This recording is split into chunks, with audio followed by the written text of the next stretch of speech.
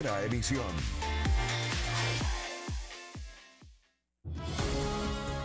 Esta noche, en el informativo, 3 ciudadanos fueron aprehendidos por la Policía Nacional en la cooperativa Plan de Vivienda por presunto robo a un local comercial en Santo Domingo.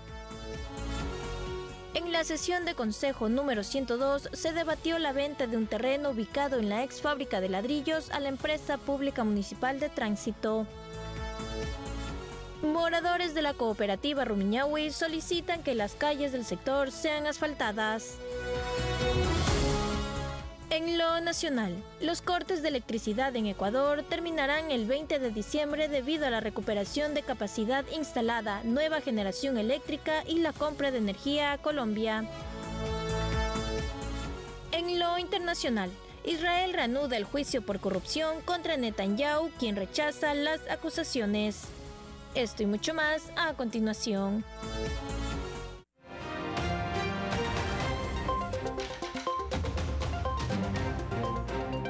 Las noticias en el informativo con Brigitte Gilka.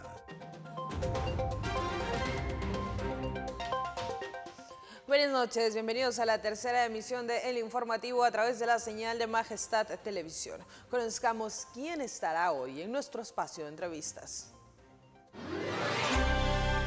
Esta noche en nuestro espacio de entrevistas nos acompañará Jimmy Jairala, candidato presidencial, con el tema a tratar: coyuntura política en Ecuador.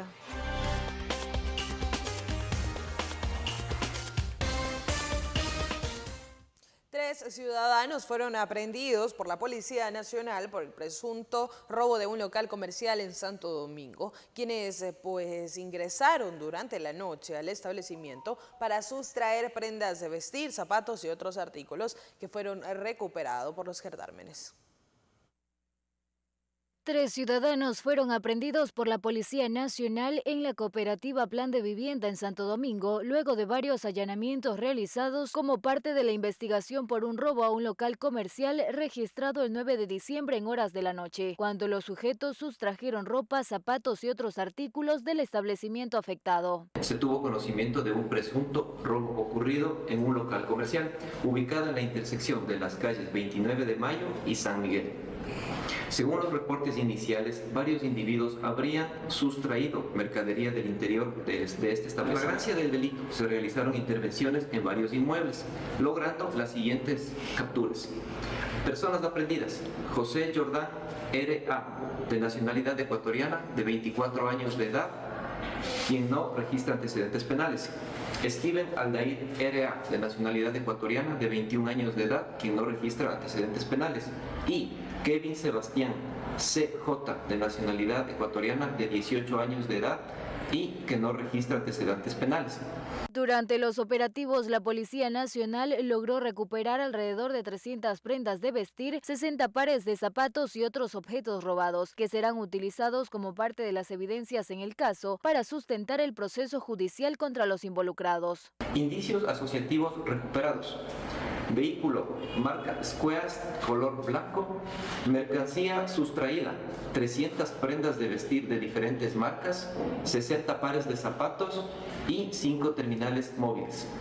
Los indicios recolectados fueron ingresados en cadena de custodia a en la Unidad Nacional de Almacenamiento de Indicios y Evidencias.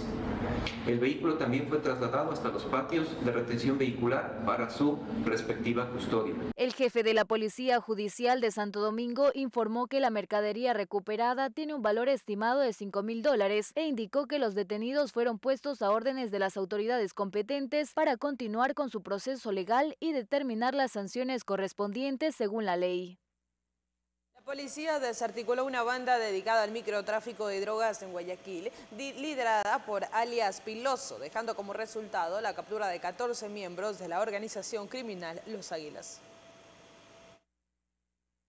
La Policía Nacional del Ecuador, a través de la Dirección Nacional de Investigación Antidrogas, llevó a cabo el operativo Onix en el cantón Guayaquil, dejando como resultado la aprehensión de 14 antisociales, entre ellos alias Piloso, quienes serían integrantes del grupo armado organizado Los Águilas por el delito de delincuencia organizada. Esta intervención se ejecutó la madrugada del martes 10 de diciembre, tras 8 meses de investigación por parte de la Unidad Nacional contra el Tráfico Ilícito para el Consumo Interno. que permitió la desarticulación de una organización delictiva dedicada al tráfico para el consumo interno de sustancias catalogadas sujetas a fiscalización. Asimismo, las investigaciones indican a la Policía Nacional que esta organización se abastecía de las sustancias ilícitas en la provincia de Loja, utilizando vehículos modificados con compartimientos secretos para su transportación. De igual manera, usaban inmuebles en los distritos Portete y La Florida que servían para almacenar la droga, para su posterior distribución en diferentes sectores de la provincia de Guayas. Entre los detenidos, 4 tenían antecedentes penales por delitos de robo y tráfico de drogas. Además de las capturas, la policía informó que se encontraron los siguientes indicios: 28.000 gramos de droga, un arma de fuego, 13 cartuchos, 7 vehículos retenidos y 15 teléfonos celulares. Además, mediante órdenes de allanamiento y boletas de detención, se obtuvo como resultado la aprehensión de los siguientes ciudadanos: Pedro M., de 41 años, con antecedentes por robo calificado y tráfico de sustancias controladas; Juan Diego H., con antecedentes por robo por tráfico ilícito de sustancias controladas, entre otros delitos; Miguel S., con antecedentes por tráfico ilícito de sustancias controladas. Con estas acciones, la institución policial reafirmó su compromiso en su lucha contra las organizaciones delictivas y cualquier tipo de actividades ilícitas que atenten contra la seguridad y tranquilidad de la ciudadanía. El ejército ecuatoriano, a través de labores de inteligencia en el sector de Lita, en la provincia de Imbabura, logró decomisar más de 228 paquetes de marihuana y pasta de base de cocaína, los cuales estaban camuflados en bultos de carbón. Fueron labores de inteligencia ejecutados por el ejército ecuatoriano, lo que permitió parar la marcha de una camioneta en el sector de Lita, provincia de Imbabura, permitiendo decomisar 11 bultos de carbón orgánico. Sin embargo, en estos bultos estaba camuflado droga entre marihuana y pasta base de cocaína. Pero dentro de este carbón existieron 228 paquetes de sustancias sujetas a fiscalización catalogadas como marihuana, 34 paquetes de pasta base, un dispositivo móvil, $115, y fue detenida una persona. De acuerdo a los efectivos militares, esta droga pretendía ser trasladada hasta el interior del país para su consumo interno. Justamente ahorita están procediendo todo el personal de inteligencia, tanto de la policía como del ejército, a obtener información para ver si podemos identificar cuál es o dónde es el origen. Los operativos militares se han incrementado en toda la zona fronteriza para combatir el narcotráfico. Todas las evidencias y el detenido fueron entregados a la policía para su proceso legal respectivo. 2 hombres fueron detenidos en Quito por diferentes casos de abuso. Uno de un taxi por aplicativo fue el agredir a una menor, mientras que el otro es acusado por su hijastra y fue capturado luego de una investigación. Tomó un taxi por aplicativo sin imaginar que en el trayecto el conductor iba a abusar de ella. Entre lágrimas se lo contó a su madre. Que se haga justicia, que esto no sea otro caso más que se quede en la impunidad. Que este tipo pague todo lo que le hizo a mi hija. La víctima intentó quitarse la vida. Luego de lo ocurrido, con la ayuda de la policía pudieron detener al agresor sexual de 35 años en delito flagrante. Ella está muy mal. No ha podido dormir, solo se pasa llorando, no quiere regresar al colegio, no quiere regresar ni a la casa, no quiere salir, no quiere ni siquiera salir a la puerta de la casa porque le da miedo que le vean. Pasa tapada, pasa puesta una mascarilla, pasa con todo el cabello en el rostro porque no quiere que nadie le vea. Con las evidencias en su contra se llevó a cabo la audiencia de flagrancia y formulación de cargos. Se ordenó prisión preventiva por 30 días contra el presunto violador. Del examen ginecológico de la menor, además un revenido químico del vehículo y además que fue la prueba más contundente para que se dé la prisión preventiva, fue la negación del procesado al momento de realizarse la prueba de ADN.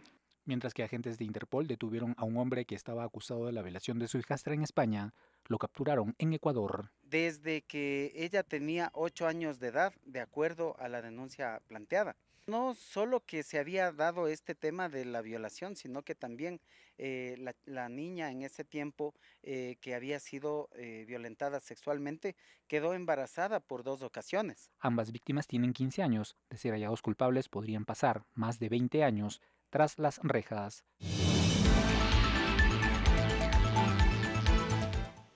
Actualmente la planta de captación de agua potable de Santo Domingo produce alrededor de 860 litros por segundo, un volumen inferior a lo que normalmente se genera, según informó el gerente de EMAPA, quien señala que espera que con el incremento de lluvia se pueda regularizar el servicio a la ciudadanía.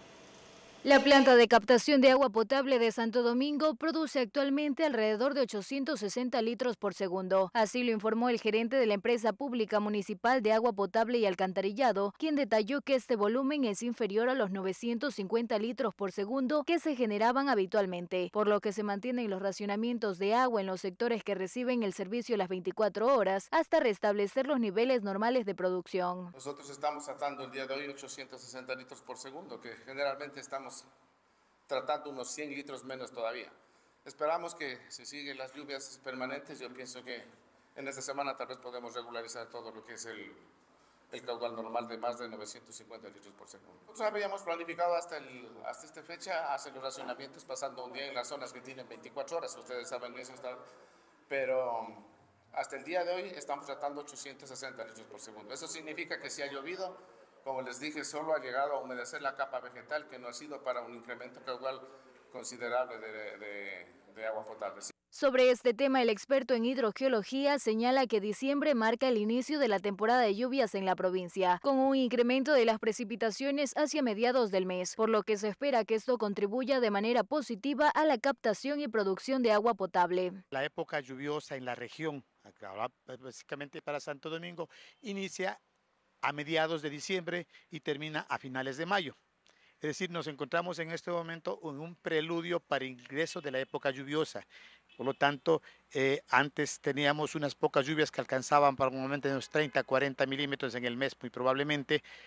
En este mes se espera que básicamente duplique o hasta triplique, es decir, tranquilamente podamos llegar hasta 150 milímetros en este mes. La gran cantidad de lluvia tiene que obligatoriamente ingresar en el subsuelo y continuar con un abastecimiento día y noche hacia los cauces para que esto se mantenga. El especialista también hizo un llamado a la ciudadanía para utilizar el agua de manera responsable y evitar su desperdicio, para garantizar así el suministro de este recurso. Utilizar solamente lo justo y lo necesario, pues para comprometernos nosotros en que nos dure un poco más. A la ciudadanía, pues no malgastar el agua, utilizarlo básicamente lo necesario, y así podremos contribuir también y ayudar en la problemática de la sequía que está afectando a nivel nacional. Por su parte, las autoridades también solicitaron a la población colaborar con ellos ahorrando agua y reportando fugas para solucionar los problemas y evitar su desperdicio. En Santo Domingo, en estas últimas semanas se han presentado casos de sicariato y el hallazgo de partes humanas. Esto preocupa a la ciudadanía, por lo que mencionan que la inseguridad es palpada a diario y que en ningún lugar se les ha proporcionado tranquilidad.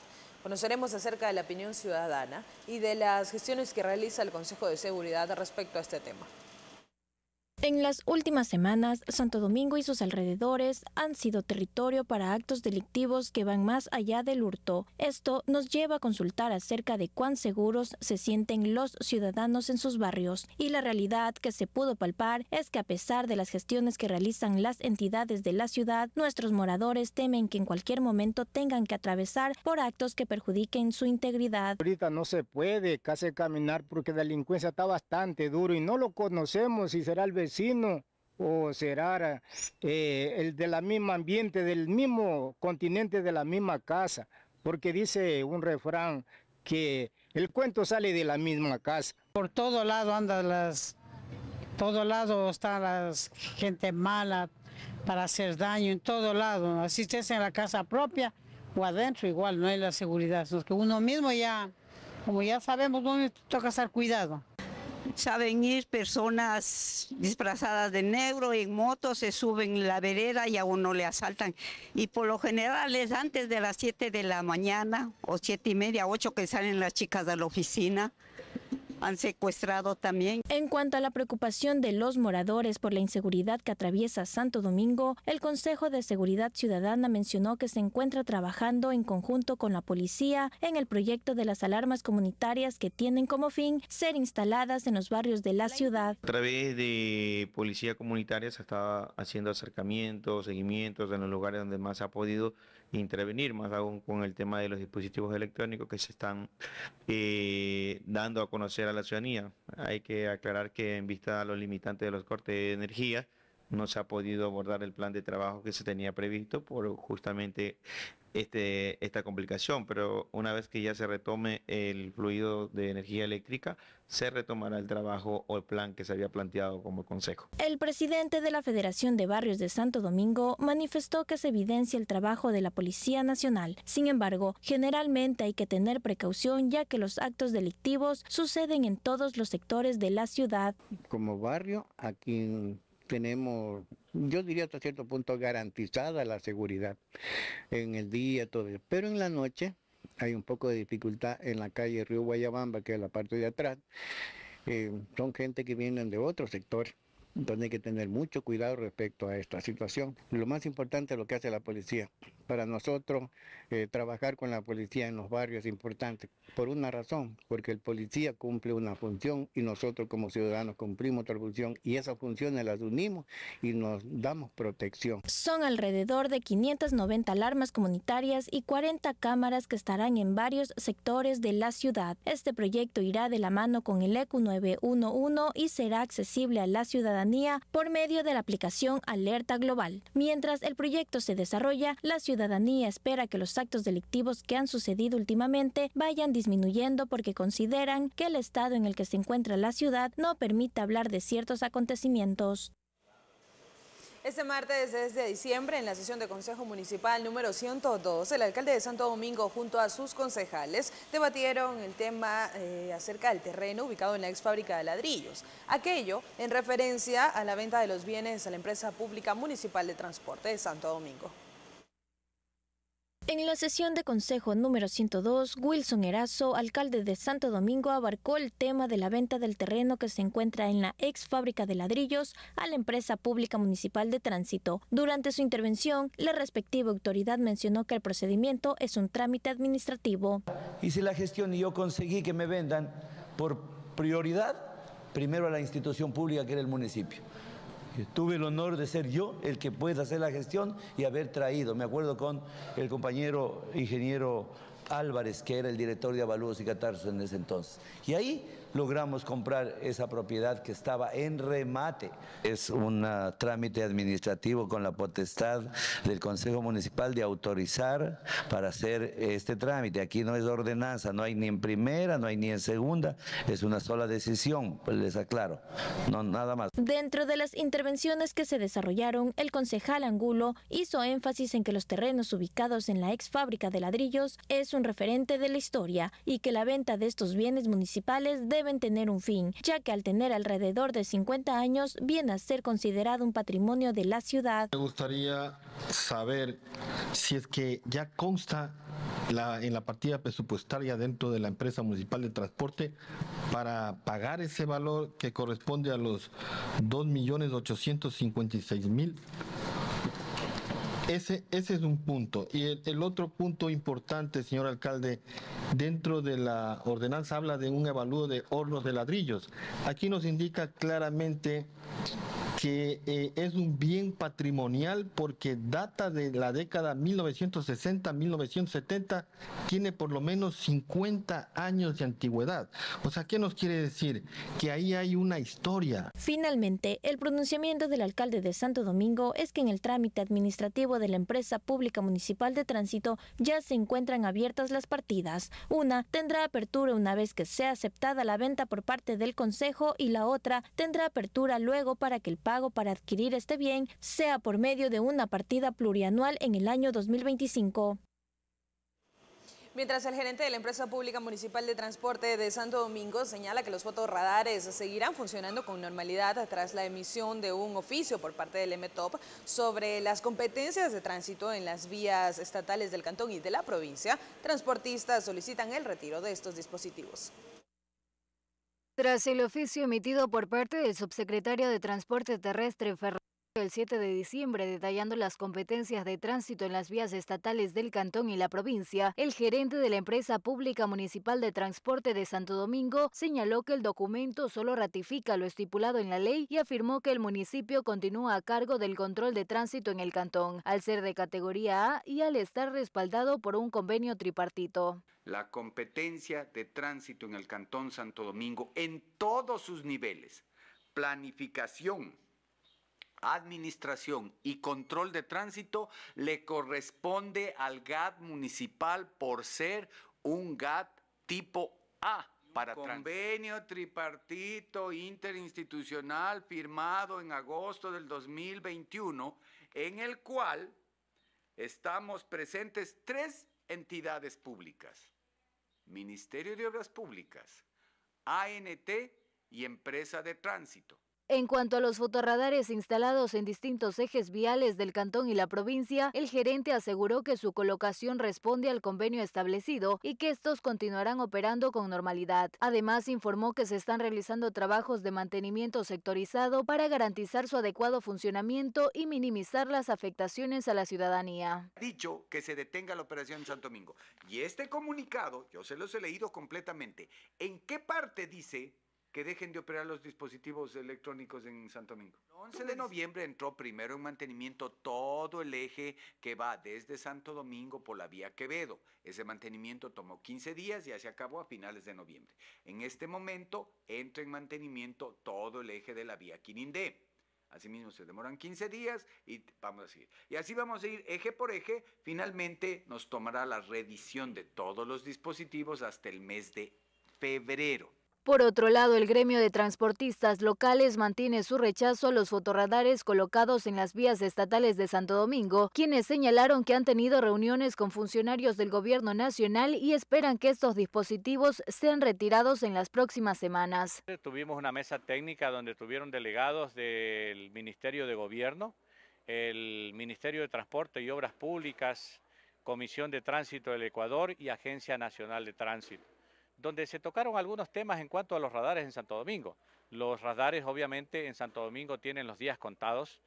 Como máximo en 15 días, dentro de los documentos que van a solicitar a la empresa pública, se dará por terminada la situación y dar prácticamente de baja estos radares y fotorradares que tenemos acá en la provincia. Esta situación evidencia un notable desacuerdo entre la Empresa Pública Municipal de Transporte de Santo Domingo y los transportistas de la localidad, ya que mientras el gerente defiende las competencias del municipio en materia de tránsito y el funcionamiento de los radares, los conductores continúan su lucha para que los dispositivos sean suspendidos de forma definitiva.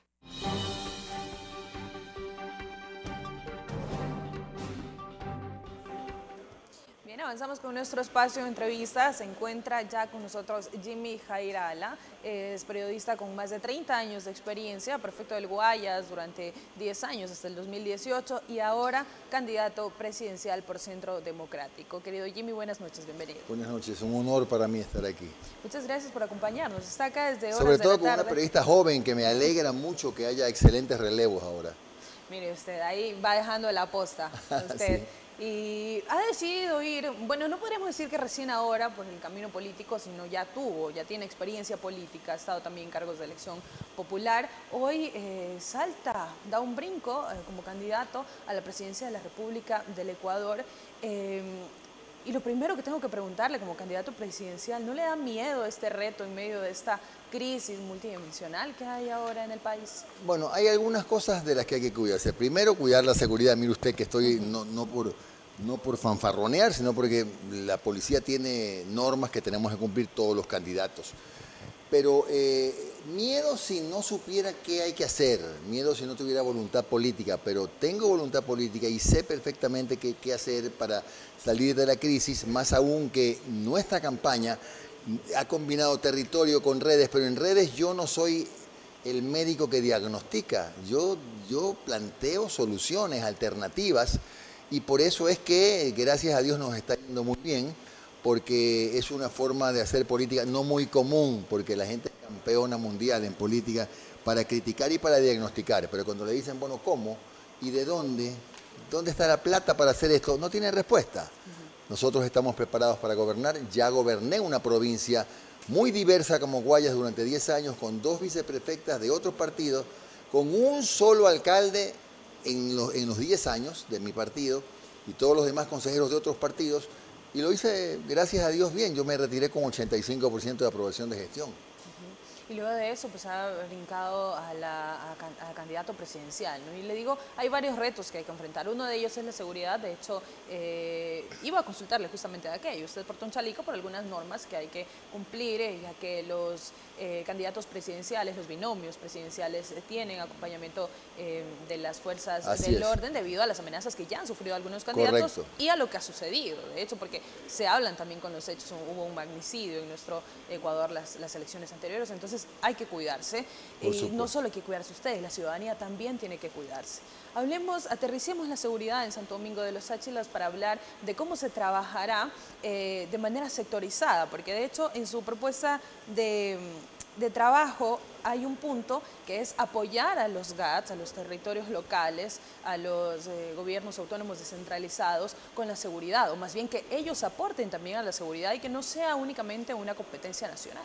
Es correcto, no solamente hay que trabajar articuladamente con los GATS provinciales, los GATS cantonales, sino hasta con los ciudadanos. Hoy día, con la tecnología de la inteligencia artificial, usted puede, con un simple teléfono como el que usted tiene en su mano, con un teléfono usted puede acceder a un código QR que le permita a un ciudadano que está en su casa, en su tienda, en su taxi, en el bus, y está mirando alguna actividad sospechosa, comunicarse con la policía manteniendo su identidad anónima, porque el problema es que mucha gente no denuncia por el temor, porque le preguntan pues el nombre, dirección, estado civil, en qué casa vive, cuál es su teléfono, y hay mucha gente que teme represalias. Justamente por cómo está involucrado la delincuencia organizada. Es que está permeada en todos lados, entonces por eso es que esa es una forma. Otra cosa que hay que hacer para el tema de seguridad es que debemos tener claro que este no es un país productor,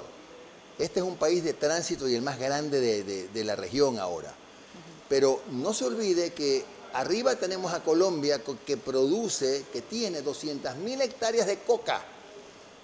La coca entra por algún lado, o entra por el mar o entra por tierra, y tenemos una frontera permeable completamente. De los 560 kilómetros de frontera, por lo menos 275 no tienen ningún control. Lo mismo en el lado de Perú, donde hay 180 pasos irregulares. Si la droga entra, se vende y sale por vía marítima a todo el mundo. Nosotros somos un país de tránsito lamentablemente conocido en el mundo. ¿Qué es lo que hay que hacer para evitar o para limitar o para controlar el gran problema que se presenta acá del lavado y blanqueo? Hay que hacerles la vida imposible a los narcotraficantes. Hay que tener una UAFE poderosa para que no les resulte tan sencillo. ¿Cómo explica usted que en este país haya tanta actividad de narcotráfico? Alguien dirá, es que aquí hay puertos, pero puertos hay en Colombia, puertos hay en Perú, puertos hay en Chile. Y allí no pasa eso, porque seguramente este es el país donde hay más facilidades, o digamos mejor, menos dificultades para lavar la plata, para blanquear la plata. Eso es lo que hay que hacer también. El tema de la seguridad es muy amplio, pero quiero decirle que nadie se ha detenido todavía en pensar que el gran problema, el de fondo, no solo es el ingreso de la coca por el norte, que nadie le da pelota a eso, y es gravísimo, sino también el lavado, que al parecer es menos difícil. Cuando se le haga difícil a los narcotraficantes lavar plata aquí, tendrán que mirar a otras fronteras, ¿no? Así es. Bien, ese es uno de los problemas que existen en Ecuador y que pues muchos políticos tratan de solucionar, y que en realidad es una de las primeras necesidades que tiene la ciudadanía, ¿no? La seguridad. Ahora, hablábamos de los grupos de delincuencia organizada, que son los que dedican a traficar y a lavar el dinero, y que se dedican también a echar raíces en los sistemas de justicia, a echar raíces o a querer meterse, por ejemplo, en quienes deberían cuidarnos. Hablemos de la Policía Nacional y las Fuerzas Armadas. Usted propone también en su plan de trabajo depurar estos organismos de control para que puedan brindarnos seguridad. Pero eso aparentemente ya se está haciendo. De hecho, este gobierno actual se jacta de decir que está depurando los organismos de control, los organismos de justicia. ¿Qué diferente hará Jimmy Jairala si llega a la presidencia del Ecuador para que en efecto sean depurados? Lo que está haciendo el gobierno es, más que depurando, está pulverizando a normas democráticas, como por ejemplo la más reciente, publicar o disponer la publicación en el registro oficial de un proyecto de ley archivado. Eso es. Que no está dentro de las competencias del Ejecutivo. Pero por supuesto que no, la Asamblea tiene toda la razón y puede archivarla en primer debate, y lo hizo bien, la Asamblea hizo bien. Pero el presidente hizo caso omiso. Esos son los problemas en los que más debe preocuparse el presidente, porque está claro que toda la lucha que se ha desplegado alrededor del llamado Plan Fénix ha servido bien, posiblemente, para aprender, para capturar a personas que han cometido presuntamente delitos. Se han aprendido 11.000. ¿Cuántos han sido judicializados? 260, 270. Entonces, ¿para qué semejante esfuerzo si resulta que cuando llega a las instancias judiciales o de fiscalía, esas personas salen libres? Y hay que hacer más pruebas de fidelidad, pero también entender una cosa. Más allá de la necesidad de depuración, hay que entender también que muchos jueces y fiscales a veces fallan contra derechos por temor a su seguridad. Porque estos jueces y fiscales reciben de los GDOs fotos de su esposa, fotos de su madre, de su padre, de sus hijos, de la ruta que siguen para la escuela, a qué hora suben, a qué hora bajan. Y entonces no hay pues un policía o dos policías para cada juez y para cada fiscal. Hay que buscar una forma de que esa permeabilización de la justicia la podamos combatir, entre otras cosas, pues con mano dura, pero a quien le corresponda. Yo no me voy a meter en otra función del Estado, pero sí podemos como presidente de la República dictar líneas generales para que se puedan cumplir en materia de depuración, no de mandar nombres ni mucho menos. Y luego de recomendar a nadie. Y de protección, en cambio, aparte de la depuración, de protección, que es lo que usted propone, hablaban, por ejemplo, de jueces y fiscales anónimos. Bueno, los jueces y fiscales sin rostro, tengo entendido que ya hay un pronunciamiento de la Corte Constitucional que opina que eso es una violación a los derechos humanos, no de los jueces, sino de las personas que juzguen. Entonces, eso no se va a poder hacer. Pero tenemos que trabajar muy duro en eso, pero no se olvide que el problema es macro. Porque si nos vamos a eso, tiene que ver usted lo que pasa en las cárceles. ¿Qué pasa hoy día en las cárceles? Los PPL son rehenes de los presos. Los PPL están más cómodos adentro que afuera. Pueden llamar por teléfono, pueden mandar mensajes de WhatsApp adentro, pero si usted o yo pasamos por afuera de un centro penitenciario, no podemos, no tenemos señal. Quiere decir que no se ha inhibido la señal no se ha inhibido. Cada vez que hay requisas, ¿qué es lo que encuentran?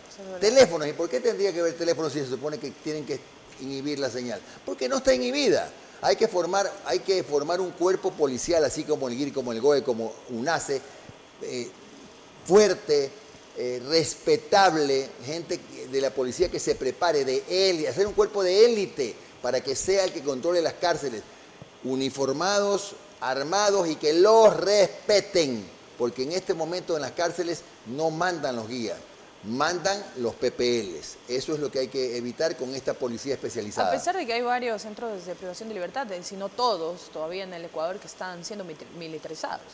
Sí, es verdad, pero yo creo que ese no es el lugar para los militares. Tenemos tanto trabajo en las fronteras.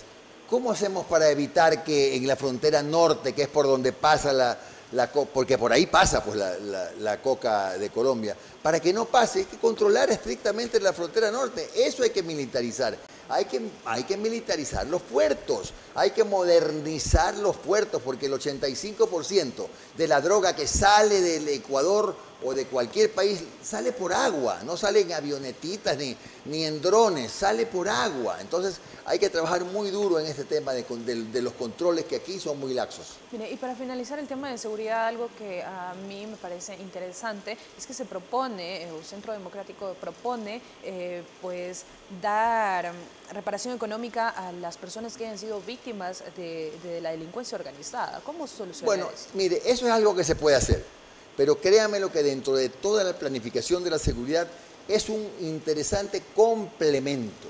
Pero lo fundamental es luchar contra la inseguridad, controlar las fronteras.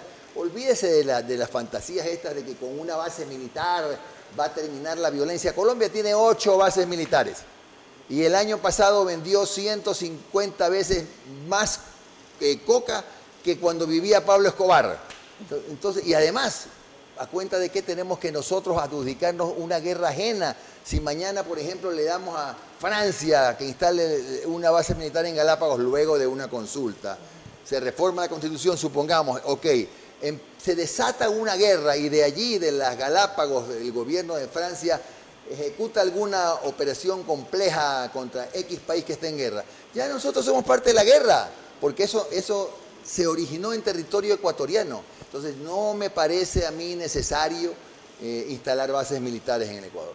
Han dicho que los problemas deben arrancarse de raíz, Jimmy querido, y estamos hablando ahora acerca de la seguridad. Algo que pasa con la seguridad y lo más lamentable, creo yo, en medio de esta crisis de seguridad que vivimos, es que los niños, los jóvenes, están en manos de la delincuencia organizada.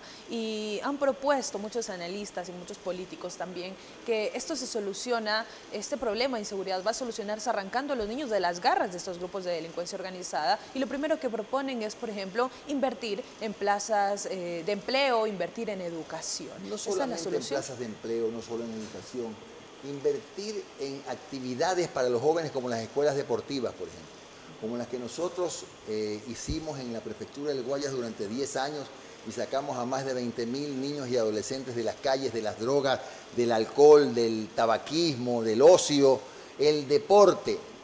No hablo solo de fútbol.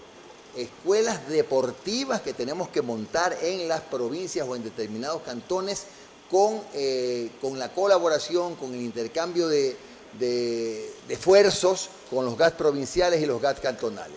En el caso de mi candidata, compañera Lucía Vallecilla, tiene gran experiencia en esto, tiene escuelas de fútbol, sabe lo que significa para un joven dedicar su tiempo a una escuela de fútbol y además sabe que hoy hay muchos deportes que son finalmente una carrera y estos jóvenes ya no van a estar distraídos parados en una esquina esperando que pasen a reclutarlos, ¿no? Hay que darles a los jóvenes lo que necesitan y es en este caso actividades deportivas, entre otras cosas. Actividades recreativas y educación. Recreativas, por supuesto. La educación también es importante y uno de los grandes problemas que hay en Ecuador es que tienen los niveles más bajos de educación superior, por ejemplo. ¿Cómo garantizar a los jóvenes que van a salir de las unidades educativas primarias, secundarias y que van a tener una plaza para poder estudiar gratuitamente? Ahora, aquí hay una ley que indica claramente que las empresas que contraten jóvenes tienen exenciones tributarias. Hay que hacer aplicar la ley, porque la ley existe. Hay que trabajar en los institutos tecnológicos que hoy con las carreras de la inteligencia artificial, en 2 años tendríamos muchos jóvenes ya con un título de tercer nivel.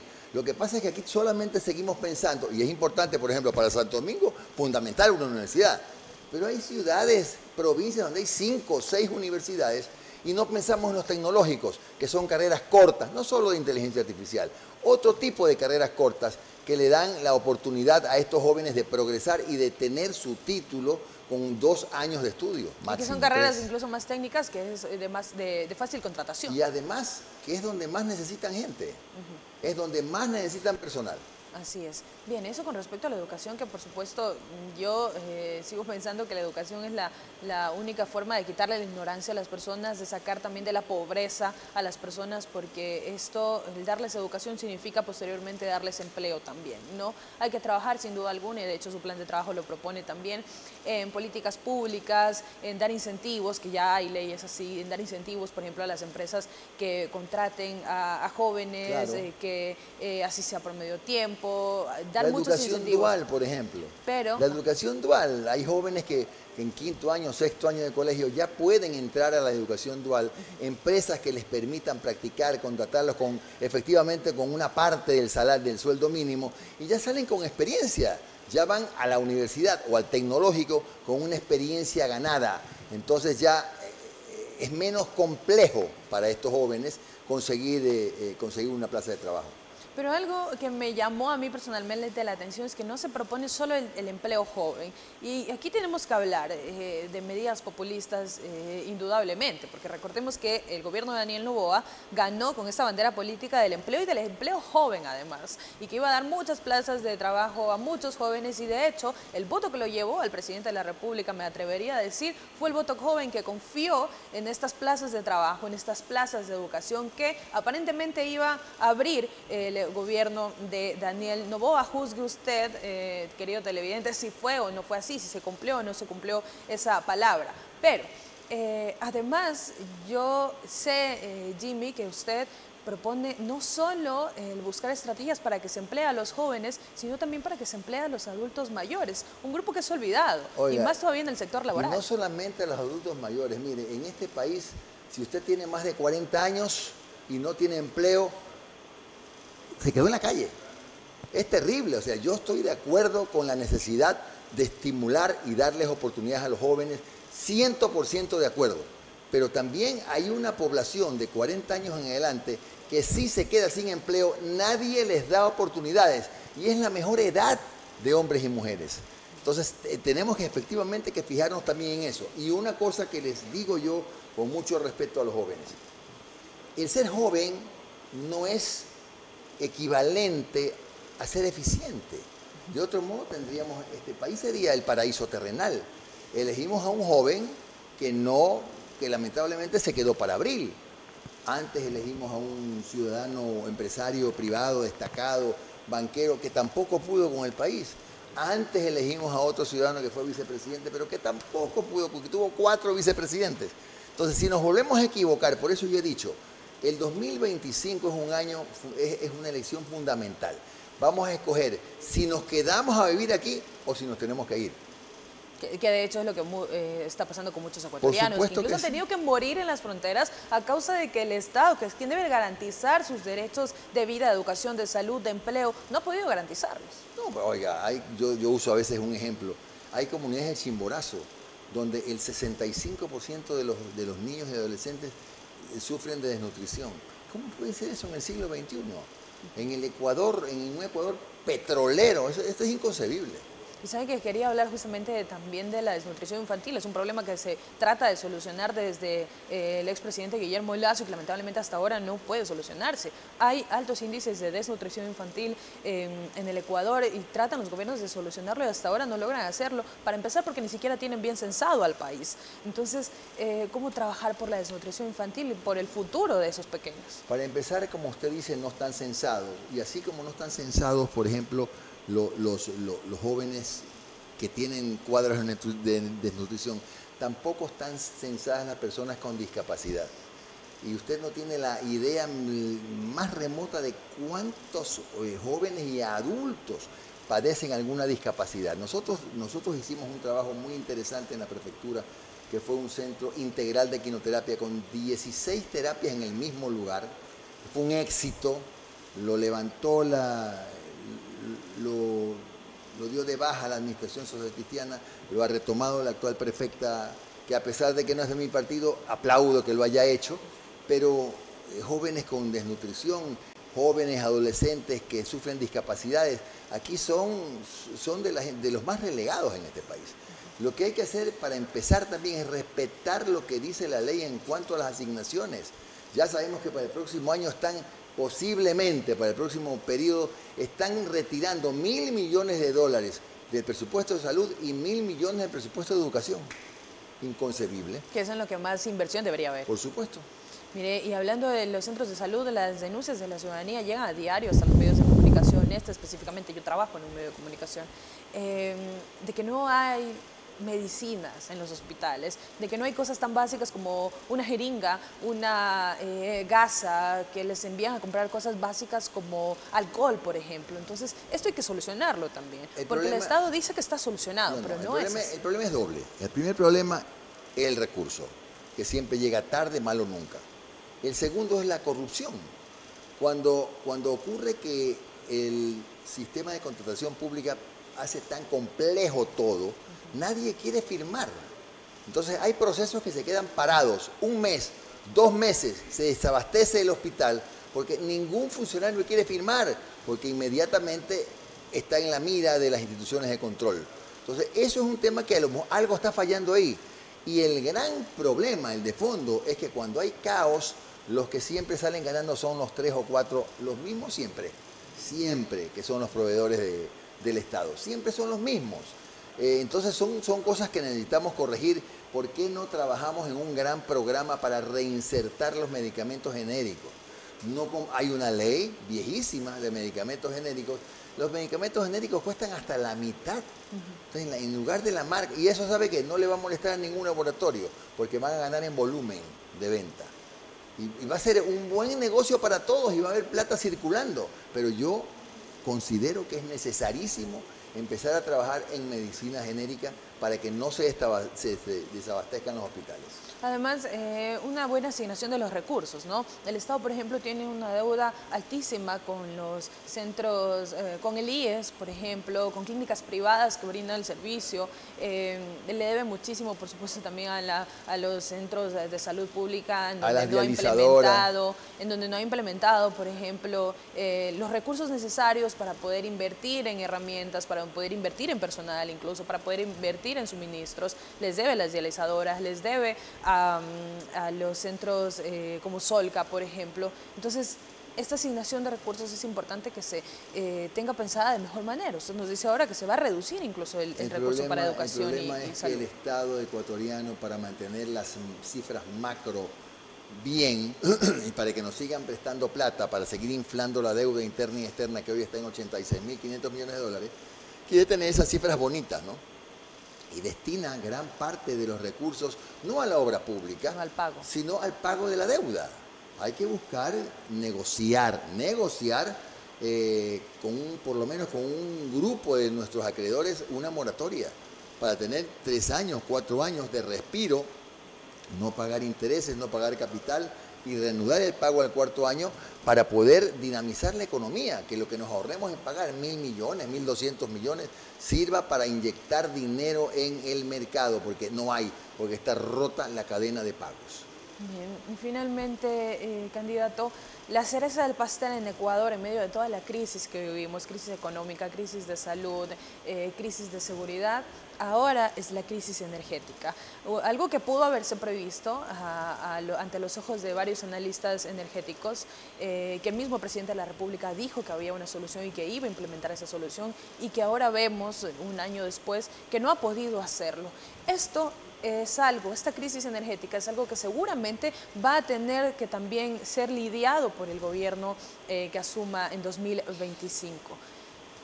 ¿Qué es lo que se debe hacer? ¿Quién tiene la solución realmente? Mire, lo que hay que hacer es entender que el Estado ha sido en esta materia un pésimo administrador, que durante todos estos años, los últimos 7, 8, 9 años, todo el dinero que estaba destinado al mantenimiento de las hidroeléctricas y las termoeléctricas se empleó en otra cosa.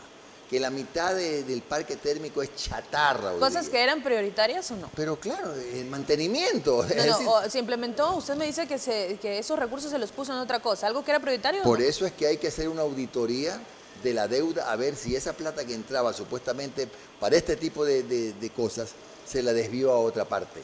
Pero es público y notorio que las termoeléctricas y las hidroeléctricas no tuvieron mantenimiento. Entonces, ¿qué es lo que hay que hacer? Entender que el Estado, por ejemplo, por sí ante sí no puede financiar obras tan costosas como hidroeléctricas, que hay que seguir haciendo. Hay 2 obras que yo suelo mencionar, que son Cardenillo y Santiago. Estas dos hidroeléctricas cuestan 5.000 millones de dólares, que es mucha plata, pero generarán 3.000 megavatios. ¿Qué es lo que hay que hacer con eso? El Estado no puede construirla, pero sí puede utilizar el sistema que se llama BOT, construye, opera y devuelve, como una concesión. El Estado nunca deja de ser propietario del bien, en este caso la hidroeléctrica. Es como cuando usted alquila una casa, la alquiló, el inquilino cumplió el contrato y se fue y su casa sigue siendo su casa. Como las concesiones en las carreteras, exactamente igual. Esa es una inyección, por ejemplo, en este caso de $5.000 a la vena de la economía nacional.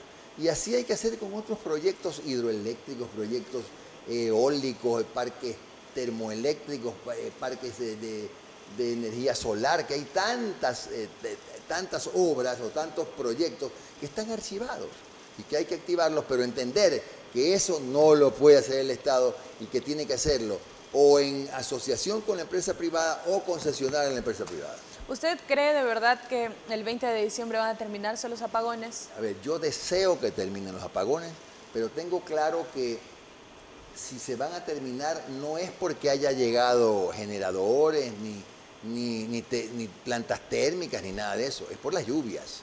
Gracias a Dios ha llovido copiosamente en la zona de El Chaco y de Paute, gracias a Dios. Pero de que nos digan que han aumentado, qué sé yo, 500, 600, 700 megavatios, ¿dónde están? Si Toachi Pilatón recién va a empezar a funcionar con 230 megavatios en enero. Ha llovido mucho, gracias a Dios. Y por eso es que vamos a tener el final de los apagones. Ojalá sea con el tiempo, no volvamos a caer en la tragedia de otros apagones cuando se acaben las elecciones. Ojalá. Bien, muchas gracias Jimmy por acompañarnos esta noche. Gracias, muy amable. Era Jimmy Jairala, hablábamos con Jimmy Jairala, candidato presidencial por Centro Democrático, acerca un poco de la propuesta, un poco de la coyuntura política. Vamos a una pausa comercial y regresamos con más información.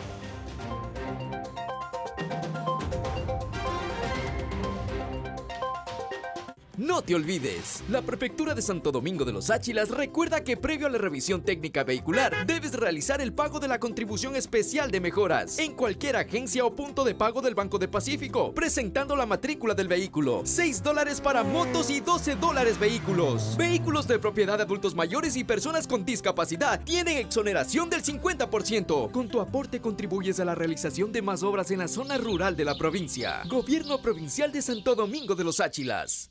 Autorización número 3397. CNE, Elecciones Generales 2025. En un reino oprimido, un hombre se convertirá en leyenda. Justicia, honor y una lucha por el pueblo. Robin Hood, domingo 1 p.m. Solo por Majestad TV. Descubre más. Síguenos en Facebook, @MajestadTVS y mantente actualizado.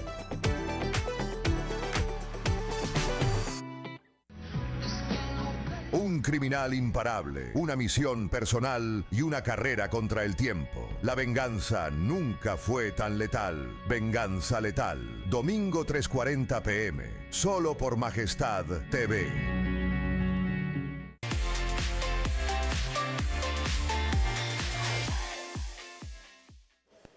Comerciantes que se dedican a la venta de animales porcinos mencionan que la disminución del valor de la libra de este producto no ha sido de mayor relevancia. Además, manifiestan que en el mes de diciembre aumenta la demanda y que esperan alcanzar ventas como las del año anterior. La demanda de los animales porcinos en el mes de diciembre suele aumentar por las fechas célebres que se viven. Por ello, quienes se dedican a la venta de cerdos se concentran para ofrecer este producto. Para el gerente general de la empresa de ganados del Ecuador, aunque la venta no ha sido igual que el año anterior hasta el momento, se espera que en los próximos días vaya aumentando. El último miércoles pasado que vinieron más del número normalmente que hay.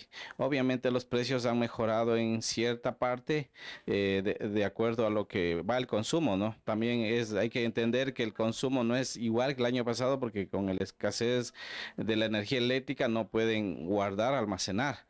Estamos alrededor de unos 300 animalitos más en el miércoles pasado, a diferencia de lo normal que venía reflejándose. Normalmente están entre 1.000, 2.500 animales todos los miércoles que se vende aquí en la feria, pero en el miércoles pasado ya subieron a 1.800 animalitos y esperemos que mañana, me imagino que ha de haber un incremento más fuerte. Quienes se dedican a ofrecer sus servicios para el traslado de animales porcinos mencionan que hasta la fecha la demanda va en aumento. Asimismo, manifiestan que las expectativas que tienen para los días que quedan del mes de diciembre es que los traslados que realizan a diario se dupliquen.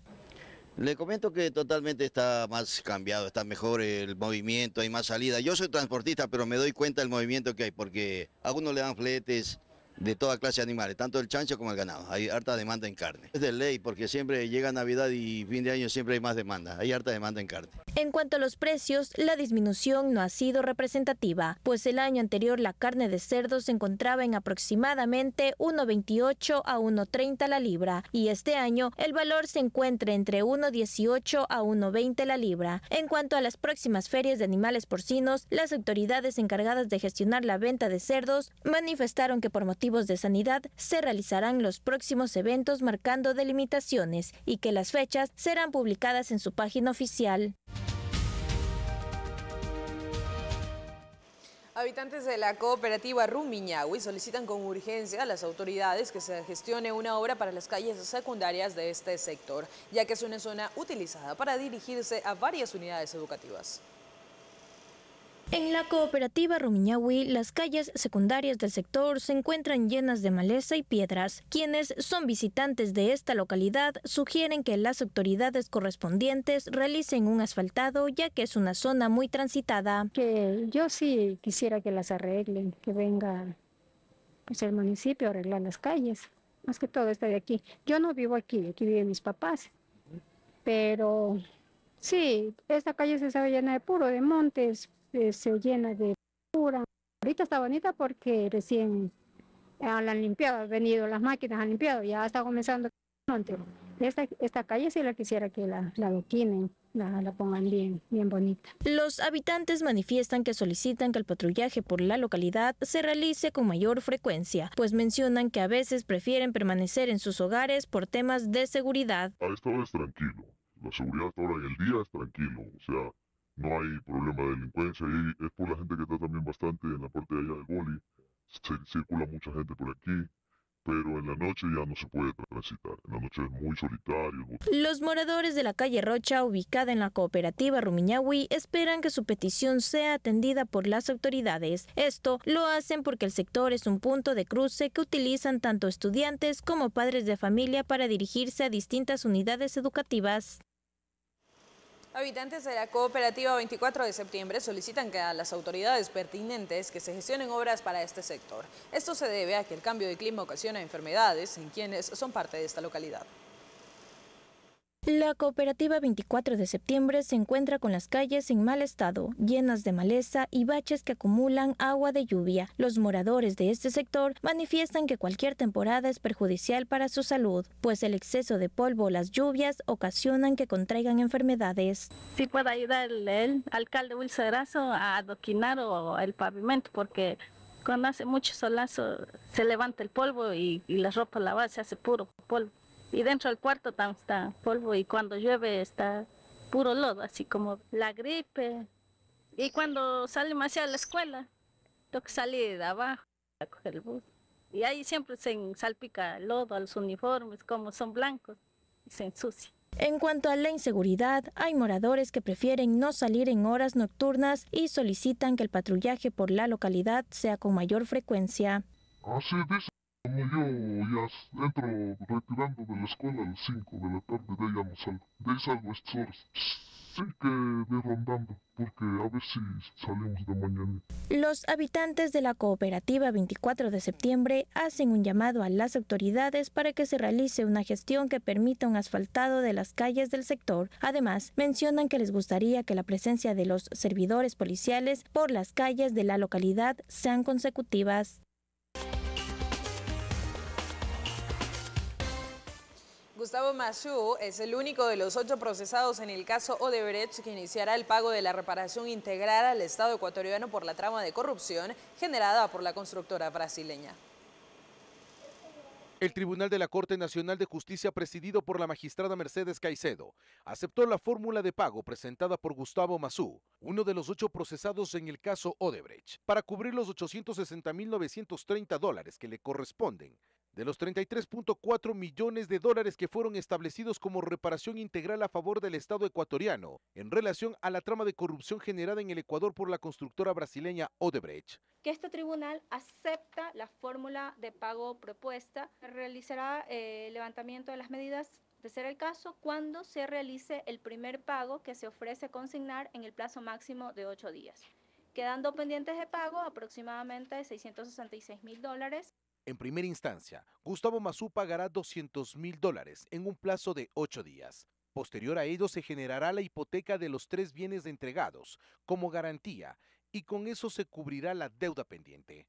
Los bienes entregados como garantía son un departamento en Quito valorado en $213.528, un departamento en Guayaquil valorado en $176.158 y una propiedad en Quevedo con galpones de $260.690.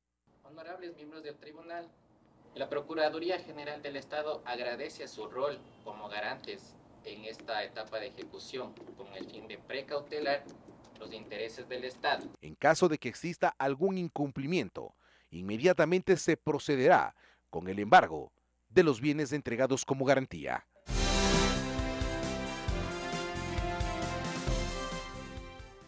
La justicia argentina desestimó la causa contra 2 gobiernos franceses acusados de violación en Mendoza. Y por otro lado, la justicia israelí reanudó el juicio por corrupción contra el primer ministro Benjamin Netanyahu, quien rechazó las acusaciones en su contra durante su declaración, marcando el primer proceso criminal contra un líder en ejercicio en el país. Esto y más en nuestro resumen internacional.